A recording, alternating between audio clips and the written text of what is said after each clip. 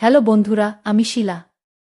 আজকে তোমাদেরকে এমন একটি গল্প শোনাব যেখানে একটি ছেলে একটি মেয়েকে প্রথমে বন্ধু ভাবত, বেস্ট ফ্রেন্ড ভাবত। তারপর এই মেয়েটিকে আস্তে আস্তে ভালোবাসতে শুরু করল। মেয়েটি ছেলেটিকে ঠিক বন্ধুই ভাবত, এর চাইতে বেশি কিছু না। কিন্তু ছেলেটি এক পর্যায়ে মেয়েটিকে এমনভাবে ভালোবেসে ফেলেছে যে তার জীবনের চাইতেও বেশি ভালোবেসে ফেলেছে। একদিন ছেলেটি তার ভালোবাসা প্রকাশ করতে গেলে মেয়েটি তার সাথে যা করল তা শুনলে বন্ধুরা তোমাদের কলিজা কেঁপে উঠবে। তাহলে চলুন বন্ধুরা, গল্পটি শুরু করি। গল্পটি শুরু করার আগে বন্ধুরা, তোমাদের নিকট আমার বিশেষ অনুরোধ, দয়া করে তোমরা আমার চ্যানেলটি সাবস্ক্রাইব করে আমাকে সাপোর্ট করবা।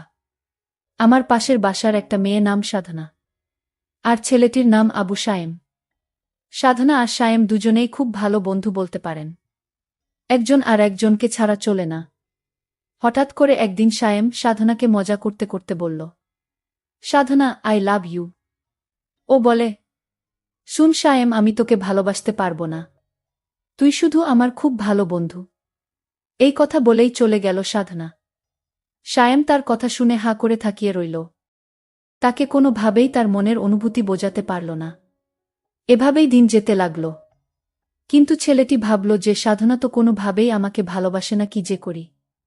বলতে বলতে সাধনার ফোন। সাধনা বলল, ওই সায়েম, কি করছ? তোর কথাই ভাবতাছি সাধনা।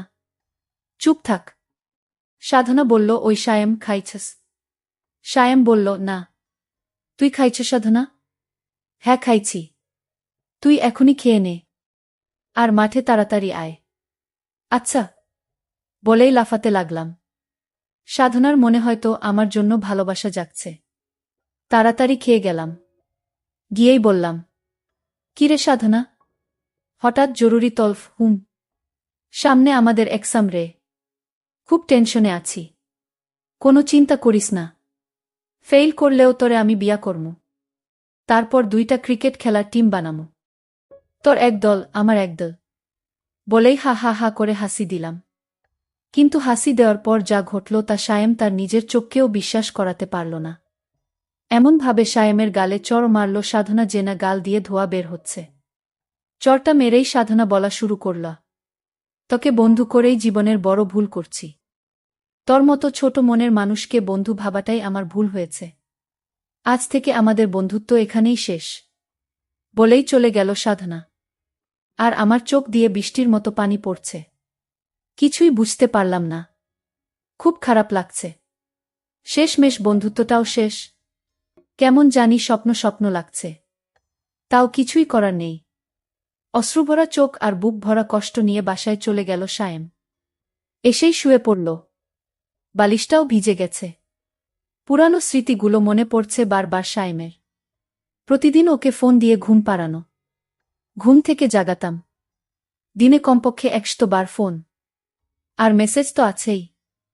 সব স্মৃতিগুলো মনে পড়ছে সায়েমের। আমাদের বন্ধুত্ব শেষ হলেও আমি ঠিক আগের মতোই ফোন দিতাম, মেসেজ দিতাম। সাধনা খুব বিরক্ত ফিল করত। তারপরও কথা বলতে চাইতাম। হঠাৎ একদিন দেখলাম সাধনা পার্কে এক ছেলের সাথে হেসে হেসে কথা বলছে। এমনভাবে কথা বলছে ওই ছেলেটার সাথে দেখে মনে হচ্ছে যেন তারা দুজন স্বামী স্ত্রী।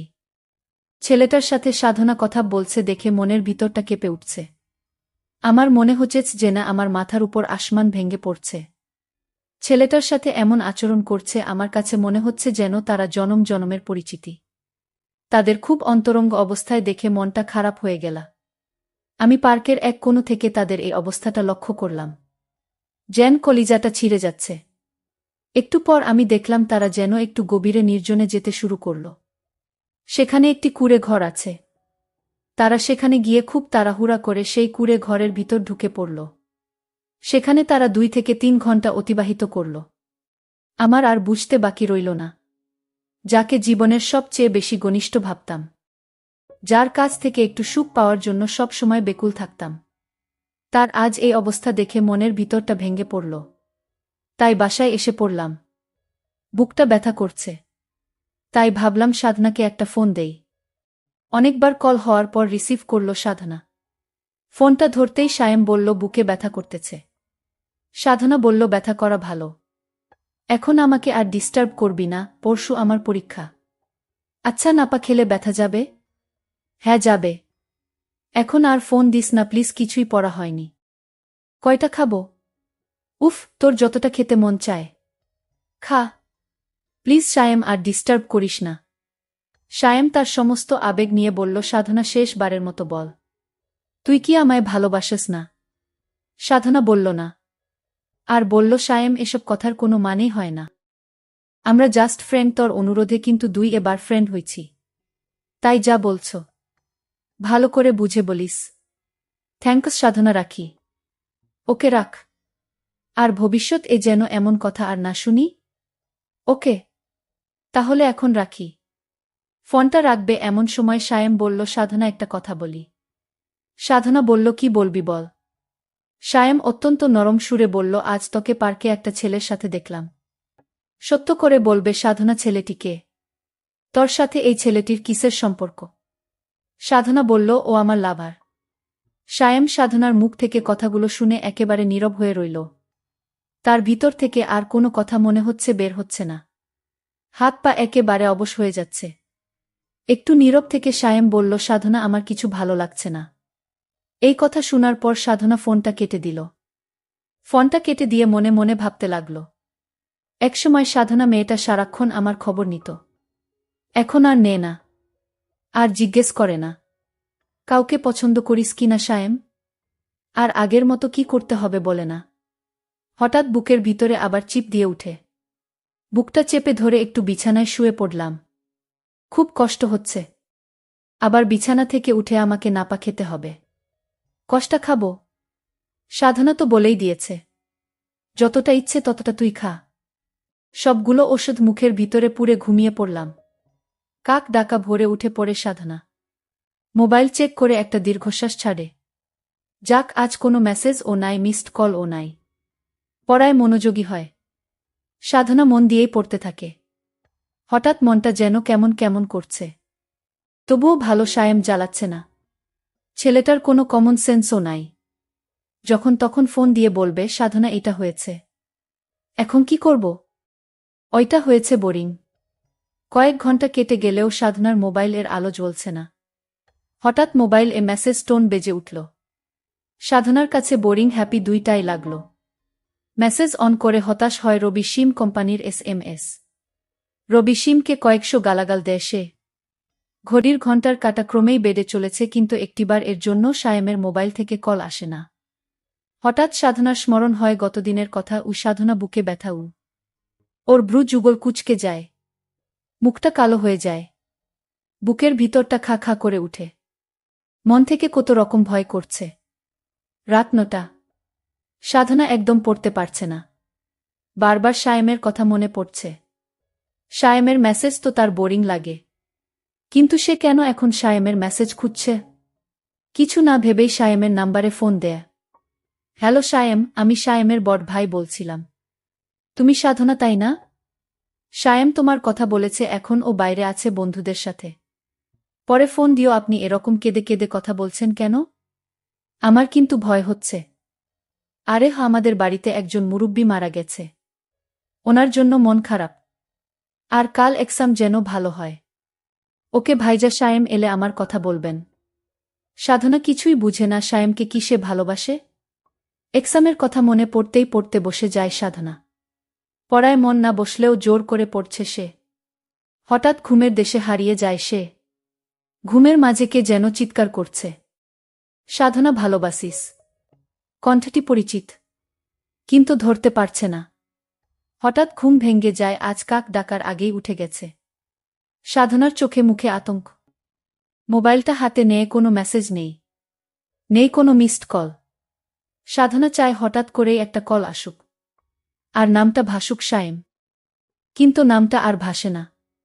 সাধনার মনে হচ্ছে সে সায়েমকে ভালোবাসে। যখন বলবে সায়েম ভালোবাসি, কতই না খুশি হবে সে। ভাবতেই অবাক লাগছে। এক্সামের পর সোজা সায়েমদের বাড়িতে চলে যায় সে। সায়েমদের বাড়িতে আগেও এসেছিল, তাই খুব একটা কষ্ট হয়নি। সায়েমদের ঘরে এত মানুষ কেন? সায়েমের বন্ধুরা সবাই এখানে। সায়েম কই? আগের বার এসেছিল তখন তো সায়েম কত খুশি হয়েছিল। সায়েমের ভাই সাধনাকে এগিয়ে নিয়ে যাচ্ছে। সায়েমকে দেখাবে বলে। কিন্তু সাধনার মনে খটকা লেগে যায়। এদিকে তো গোরস্তান এখানে কেন নিয়ে যাচ্ছে আমাকে? সায়েমের ভাই পকেটে হাত দিয়ে একটা ছেঁড়া পাতা দেয়া সাধনার হাতে। কাগজটি পড়তে শুরু করে। হ্যাঁ, এটা সায়েমের লেখা। কেমন আছিস সাধনা? আশা করি ভালো থাকারই কথা। ভাইজা চেয়েছিল তোকে জানাতে আমার অবস্থা ভালো না।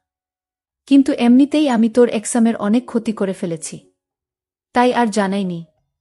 এক্সাম কেমন হয়েছে? ওশরি, আমি তো আর বললেও শুনতে পাব না। সম্ভবত তুই আমার কবরের পাশে দাঁড়িয়ে। জানি না আমাকে কোনোখানে কবর দেওয়া হয়েছে। তবে আমি খুশি হয়েছি এই ভেবে যে আর তোকে ডিস্টার্ব করব না। আসলেই তোকে অনেক ডিস্টার্ব করেছি। মাপ করে দিস। আর হ্যাঁ, তোর লাভার পিঙ্কু অনেক ভালো। হ্যান্ডসাম, তোর সাথে মানা। সেদিন তোদের দুজনকে পার্কে আপত্তিকর অবস্থায় দেখে মনের ভিতরটা কেঁপে উঠেছিল। খুব খুশি হয়েছিলাম। আবার পিঙ্কু এবং তুই, তোরা দুজনের উপরেই রাগও হয়েছিলাম। আর ওশরি, তোর এমনেই অনেক টাইম নষ্ট করেছি। সামনে এক্সাম ভালো করে দিস। আর একটা কথা, নাপা কাজ করেছে। আমার সব ব্যথা দূর করে দিয়েছে। থ্যাঙ্কস, মাফ করে দিস। আর একটা কথা, রাগ করিস না সাধনা, আমি তোকে অনেক, আমার জীবনের চাইতেও বেশি ভালোবাসতাম। যতক্ষণ আমার দেহে প্রাণটি ছিল ততক্ষণ শুধু সাধনা সাধনা বলেই আমার শেষ নিঃশ্বাস ত্যাগ করেছিলাম। যাক, সব শেষে তো আমি তোকে যে ভালোবেসে মরতে পেরেছি, এতেই আমার সুখ। সাধনা ভোগে নয়, ত্যাগেই সুখ। ভালো থাকিস। আবার সরি। আর জীবনেও বলবো না ভালোবাসি তোকে। এই কানে ধরেছি। বোরিং বোরিং সাধনা ধপ করেই সায়েমের কবরে বসে পড়ল। আর চিৎকার করে কান্না করছে। আর ওর মুখ থেকে বের হচ্ছে, সায়েম, এই সায়েম, ওঠ, একটিবার উঠ। একটিবার দেখ, আমি এসেছি। তুই না আমাকে ভালোবাসিস? আমিও তোকে ভালোবাসি রে। ওঠ সায়েম, ওঠ। তুই না 2টা ক্রিকেট টিম বানাবি? আমি রাজি রে। তারপরও তুই ফিরে আয় সায়েম। চিৎকার করে বলছে, ফিরে আয় সায়েম। ফিরে আয়। তোকে খুব ভালোবাসি রে। ফিরে আয়। আর আমি সেদিন পার্কে একটি ছেলের সাথে তোকে দেখানোর জন্য মজা করছিলাম। আসলে আমি এইটুকু পরীক্ষা করতে চেয়েছিলাম যে তুই আমাকে কতটুকু ভালোবাস তা জানার জন্য। আমার ভুল হয়ে গেছে সায়েম, প্লিজ আমাকে ক্ষমা দে সায়েম। তুই আবার আমার কাছে ফিরে আয়, আমি তোকে আমার জীবনের চাইতেও বেশি ভালোবাসব। এই বলে সাধনা কান্নায় মাটিতে লুটিয়ে পড়ল। কিন্তু এখন আর কান্নায় লুটিয়ে পড়লে কি হবে? সময়ের কাজ সময়ে করতে হয়।